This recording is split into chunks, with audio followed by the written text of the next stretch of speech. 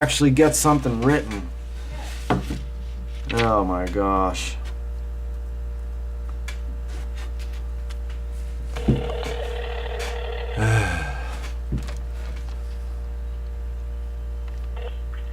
you for calling Congressman Cory Gardner's office. This is Dan. How can I help you? How you doing there, Dan? Good. What can I do for you? Well, man, Dan, I've been trying to find the truth, so that way I don't think that I'm getting taken advantage of, which I do think that the American people are being taken advantage of. Okay. What's the other lady that works there, Maria or Yeah, Maria. Uh-huh. Yeah, what happened to her? She's here. She's at lunch right now. Oh, yeah, she was supposed to do a lot of things for me, but that's been several weeks ago. Concerning the contractual nature of the driver's license, I'm trying to just find the truth, Okay. I don't know. She's working on that for you right now? Are you saying that as a fact, or are you asking No, me a I don't question? know. Let me look you up in the computer. Bear with me just a second. All right. Let me pull up the computer program that. That's going to be interesting. I got some questions for you on that. Bear with me here. What's your name? Dwayne. Dwayne? Yeah. What's your last name? Brothwell. Brothwell.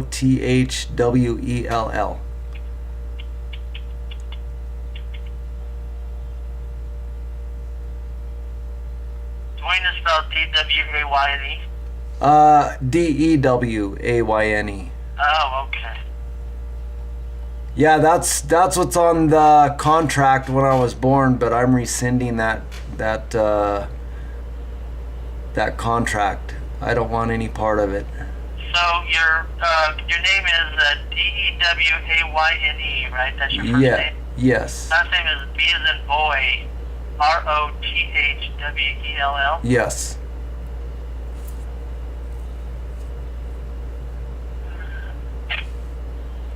Dang, I'm not finding you in the computer. I must be looking at this wrong.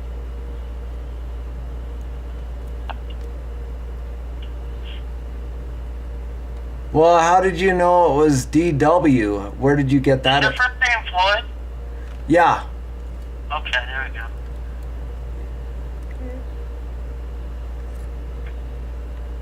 So is that like in a database?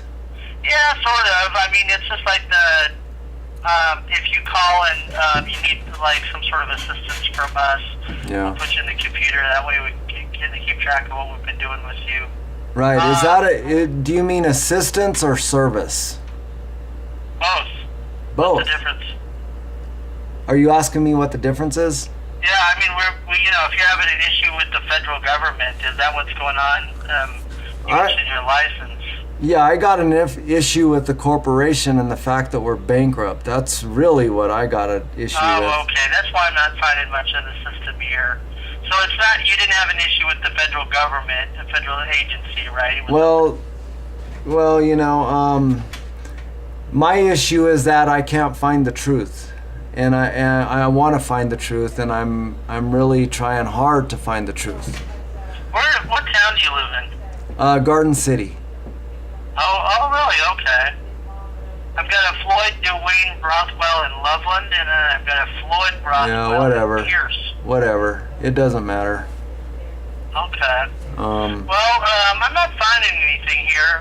Maria will be back in probably an hour or so if you want to check back with her as far as like what's going on. Okay. Hey, Dan. She was going to help you with some stuff. Okay.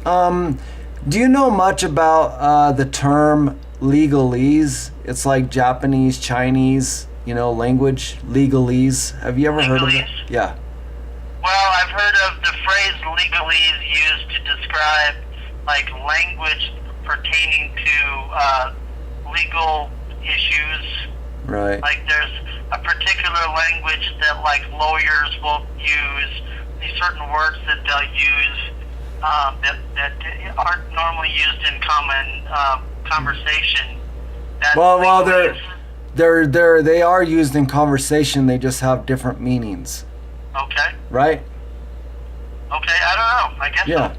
Yeah, well, Wiktionary defines legalese as the argot of attorneys, a secret language, private language for attorneys, or the argot of attorneys. Okay. And then you look up the word argot, and it means a language peculiar to thieves, vagabonds, and tramps. Ah. What I'm trying to do is I'm trying to uncover this secret language. I'm trying to expose it, because what they do, according to my understanding, is they use this legal language to trick you into a contract or into a jurisdiction with something else. And I'm going to say, namely, the law of commerce. Okay. For example, Colorado Revised Statute 25-2-112, speaking about the birth certificate, says that a certificate must be filed. But it does not say that, first of all, it doesn't say that you have to fill it out. So there's one trick. The other trick is the word conveyance. If you look up the legal definition, it means transfer of legal title of property. Okay. And so what I believe is happening is that they are using these words, they are pinning a definition according to their language on a word that you think means something else, and this is how they're forcing you into their land, into their jurisdiction. Does that make sense? Sure. So that's what I think's happening. I think it's codes is a private language for the purpose of secrecy. I mean, it's a system of words and phrases for the purpose of secrecy. Why? Because it's simple. They're doing commerce, and if they were to tell you the truth, for example, the birth certificate law, if it was written in a truthful language, it would say something like, if they were to be truthful at the birth of the child, they would come up to you and they'd say, yes, ma'am, we would like for you to fill out this birth certificate because our leaders are borrowing a lot of money. They need your consent. We need you to sign your child over to the state so that we can, go ahead and use him for the furtherance of our power and our growth for taking care of you. See, they don't tell you that in truth. So they use codes and a legal language, and they force you out of your ignorance to enter in with them, because we're not informed, and we don't have knowledge. All we do is we go with the system, not questioning anything. We know something's wrong, but we don't know what it is. And so we just comply, we go about it. But what happened to me is that I ended up homeless after being laid off from 3 jobs at no fault of my own. It was out of my control. Sure. So, therefore, in any common sense, common law, you would come to the conclusion that I'm not at fault. So I should not be punished for this. But yet, when I had no place to live, I was always being, harassed by the government for not having a place to live. And so I had no place to go, and it appeared that I needed to hide away from this government. So I thought that was wrong. I think that if they're going to make me homeless, they damn well better make some way for me to be able to survive and not have to hide out like some kind of fugitive. Do you understand what I'm saying? A vagabond or a tramp. So that's what this language is for. It's a secret language to thieves, tramps, and vagabonds. Kind of interesting. But So, the thing is that it's not my fault, and I'm not going to hide, so I'm going to try to figure out the truth. I want to find out, why things are happening the way they are. One of the interesting points in the Declaration of Independence, it says that governments deriving their just power from the consent of the government. So, from the consent of the people. So it's a consensual thing. And I don't consent. I'm not consenting to this. So, and we have that right, and that's what I think codes are meant to do. It's meant to deceive you into thinking that you don't have a choice, which I think we do have a choice. We don't have to sign a driver's license. What I think is happening is that we are giving up a right to travel, and we're contracting saying, okay, I'm accepting a privilege to drive. Here's my name. I'm signing that and saying, yes, now I'm accepting a privilege to drive. We're giving up our right to travel freely, unmolested. Because that's what governments do. They have a habit of molesting the people and taxing them and charging them fees and, for their furtherance. And that's what I think's happened. That's why they wrote that in the Constitution, I'm sure, is because governments have a habit of forcing their people into slavery. And that's exactly what's happened. But the American people have done it through their consent, not knowing that they had a choice. And I believe that we have a choice, and I'm choosing not to. I'm already, that name that you're looking for in the computer, if it's on any database, and if I ever signed to those capital letter name, I'm going to guess that when you brought up my name, it was in all capital letters. I'm going to guess. Am I correct? I have to look it back up. I closed it out. Yeah, well, see, that's how you guys force your jurisdiction on people. Is through that capital. It's only our data. It's just for our office. As far as I know, it's not accessible to anybody else. All right. So, what I'm trying to do, Wayne Stump, Senator of Arizona, if you type in Google or YouTube, Wayne Stump, driver's license contract, you will see that he wrote a letter to Arizona state agencies concerning the contractual nature of the driver's license and auto registration. Oh, really? Yeah.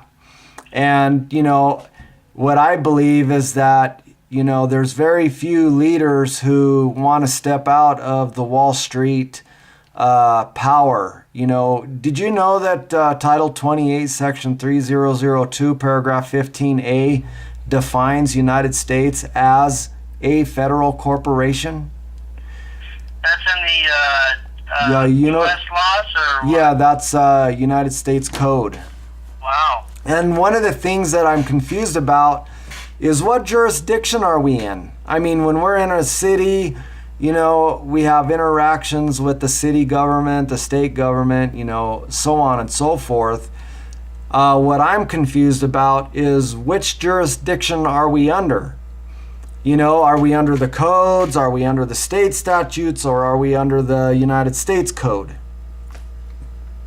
So, I mean, what I'm learning is that you could be under all of them. So what I'm learning is that it's possible they may be forcing some jurisdiction on you that you were unaware of. I talk to the city here and I say, hey, yeah, what about the birth certificate? So they pass the buck on to the state, which I'm guessing is you. No, we're the federal. The state level is like the governor and stuff like that. Yeah, it's very hard to get a hold of them. I mean, they got like websites and they don't have a number you can call, and it's just really weird. Why is that? I can give you a number to call. Okay, hold on a second. Let me get that number. I want to call the state. You guys are federal, huh? Yep. Okay, now what is the state? So that, the state handles more like if you're talking about birth certificates or driver's license and stuff like that. Yeah, I've called Vital Statistics. Okay. Is that state? I've called them. I've already hashed it out with them. This office is called the Office of Constituent Services. Okay, state office. Hold on one second. Okay. Constituent. Do you know what the definition of constituents is? It's a resident within a particular jurisdiction. Yeah. Yeah. Did you know doctors have residency? Sure. They're doing business. So when they use the word resident, it has two meanings, an English meaning and it also has a legal meaning. So Okay. that's the confusion part that is meant to trick people. Because when an officer says, "Where's your residence?" or whatever, they're really saying, "Where are you doing business?" That's what they're really saying. Okay. They don't know that because they're just following orders and crap, They don't. Sure. They never research.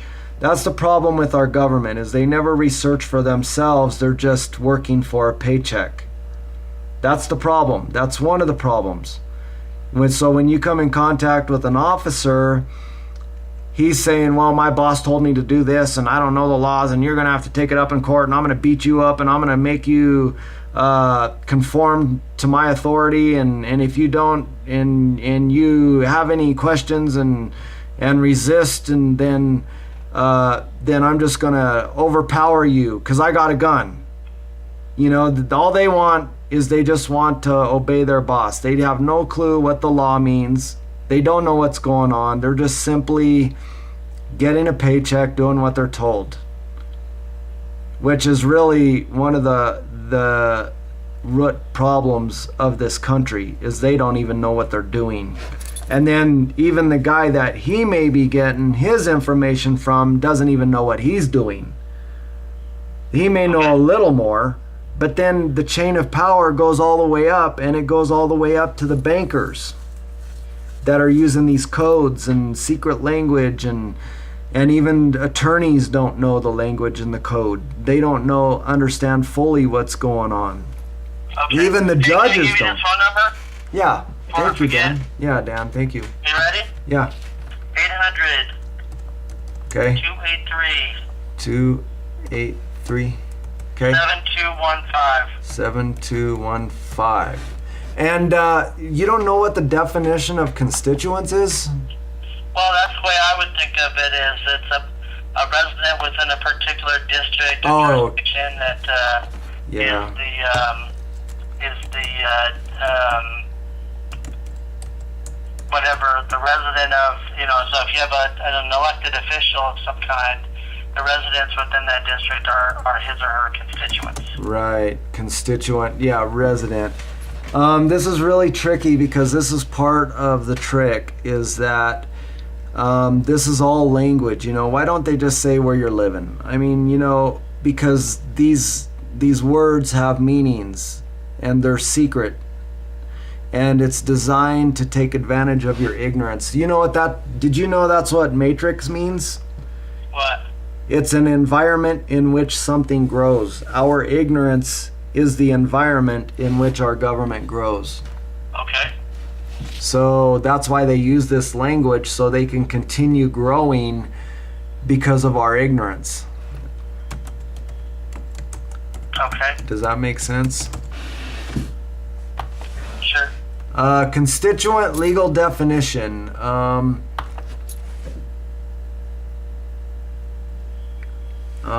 Colleague, constituency, fellow resident of the same district. I was looking up the word organization and it takes on characters of a corporation.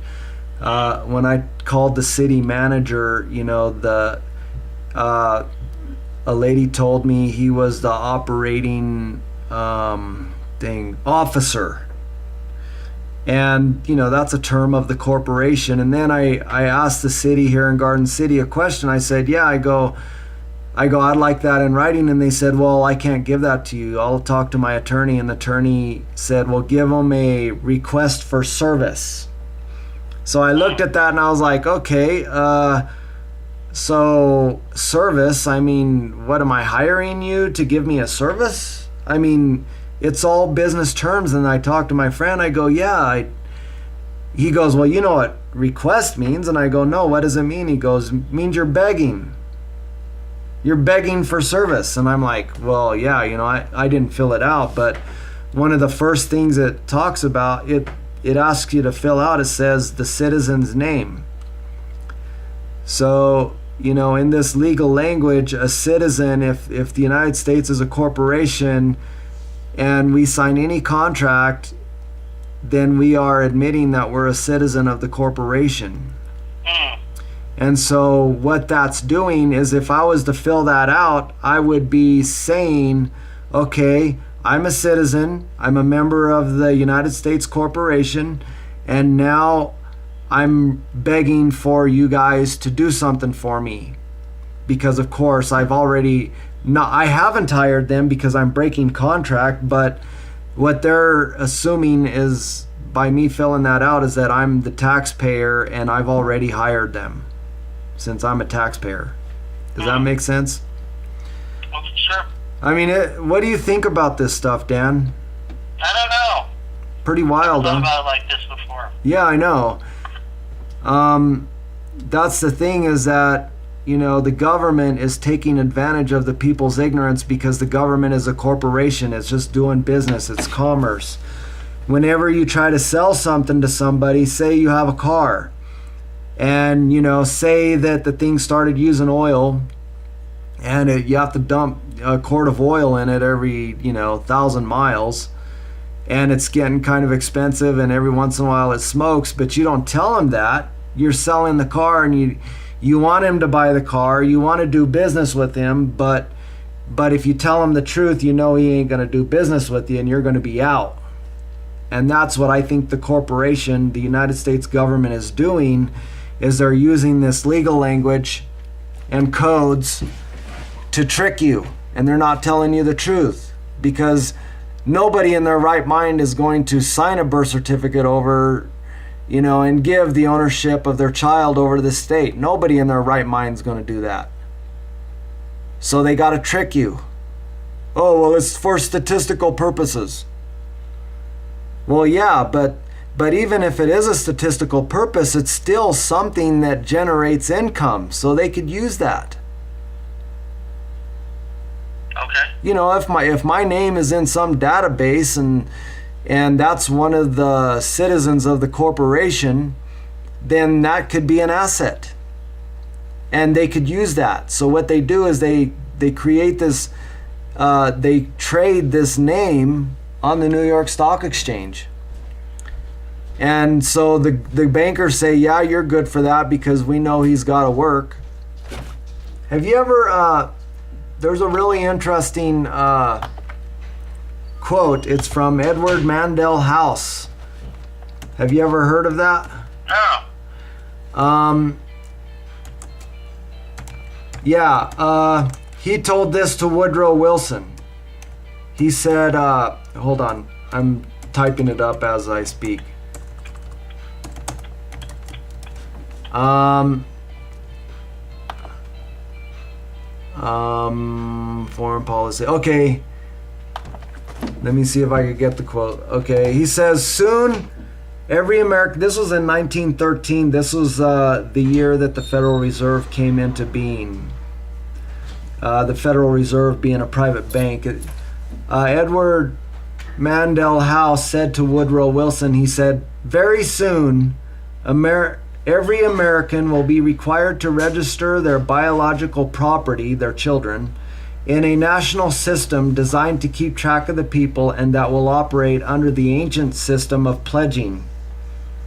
Basically, what we're doing is we're pledging our children for the debt of the United States. And then he goes on to say, by such methodology,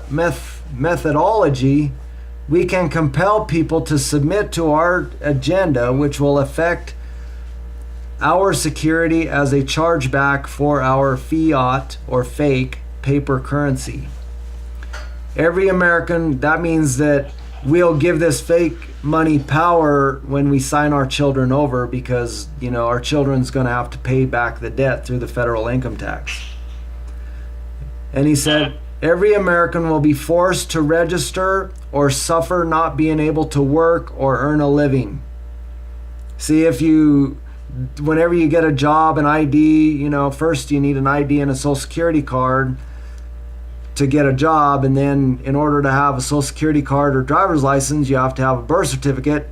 So that's where it all starts, is the birth certificate, and there's no law that says you have to get one. It just simply says a certificate must be filed. It doesn't say you must fill out a certificate and then have it filed. It doesn't say that. That's why it's trickery, because you're doing commerce, and just power comes from the consent of the governed. So we have to consent in some way, and this is how it's done. And so they will be our chattel, and we will hold the security interest over them forever by operation of the law merchant under the scheme of secured transactions, the law of commerce. Americans, by unknowingly or unwittingly delivering the bills of lading to us, will be rendered bankrupt and insolvent. And that's exactly what happened in 1933. We became bankrupt. Forever to remain economic slaves through taxation secured by their pledges. They will be stripped of their rights and given a commercial value designed to make us profit, and they will be none the wiser. But not one man in a million could ever figure out our plans. And if by accident one or two would figure it out, we would have in our arsenal plausible deniability. And what I've been finding out is that, you could say all this stuff, but really, where is the proof? I mean, I can just go by one little detail at a time, one little bit of information at a time. And it's very hard to find the truth in government. What do you think there, Dan? Is your eyes getting opened up? I don't know. It's a lot of information there. Yes, sir. It took me years to finally decipher and understand all this and put it all into perspective. Have you ever watched the movie Matrix? Yeah. Well, that's what it's all about. The little babies in the little pods, they're fuel for the matrix, the environment in which something grows. It's our ignorance that this government grows, and the babies, through our birth certificate is worth money because we're going to generate income. And it's because when we contract through these contracts, driver's license, social security card, and all this stuff, you're basically saying, well, you've heard of the federal income tax being voluntary, correct? Well, I've heard that. I'm not sure that that's correct. Well, yeah, it is voluntarily because you voluntarily contracted with them. Now you're forced to because now you've contracted. I see. It's a contract. You said, you didn't know this, but you said, yes, I will pay for the debt of the United States. That's why you get a job and you give them your driver's license and social security card. It's all contractual. It's contracts. Okay. You're admitting that you want to do something. You don't know that. And if I go tell somebody, they're just going to say, oh, yeah, right, sure. And what can I do about it? Except for whittle it down piece by piece and bit by bit and hope this information carries on to the next guy. You remember the guy in the Matrix? After he began learning, he took the red pill. He started learning more and more. And the more he learned, the more the government became his enemy. That's because they need you. They need your ignorance. That's how Matrix works. They have to have your ignorance or they'll die. Okay. So they have to have you, and they will coerce you, and they will use threats. Oh, well, you got to pay income tax, and they'll take their lawyers and they'll do everything, and then you'll get scared and you'll be like, oh, yeah, you got to pay it. I know, yeah. So you get scared, But what the guy did is he kept learning and learning and learning, And eventually he realized, what can they do to me? There's nothing they can do to me. They got no power. No matter how big and scary the government got, he realized, hey, this is consensual. I'm not going to consent. So once he learned and he became powerful, he went to the next guy. He got on his robe and sunglasses and he went out looking for the next guy to wake up. Okay. And then some people, they don't want to be awake. They just want to partake in you remember that guy eating that steak and he goes, ignorance is bliss. Sure. It's fun. You just have a good time, until you're a victim of it, which is what happened to me. I became a victim. Okay. But anyway, Dan, could you have Maria call me back, Dan? Sure, what's your number? 337-366-5173. And just remember, did you get that? 337-336. No, 366. 66, okay. 5173. Yeah. Okay. And just remember, whenever you see your name in any government database, document, or anything, it's going to be in capital letters because those are the capital letters that represent, it's actually a legal fiction. It's a corporation. When you sign your name to those capital letters, you become a corporation that can now do business with the United States Corporation. And well, I look back and yours are in regular letters. Okay. At least the one that, if you're the Floyd Dwayne Rothwell that used to live in Loveland, you're in Okay. regular. Okay, I was just curious. So yeah, whenever you have your name in capital letters, just be aware that they're ignorantly doing business with you. Okay.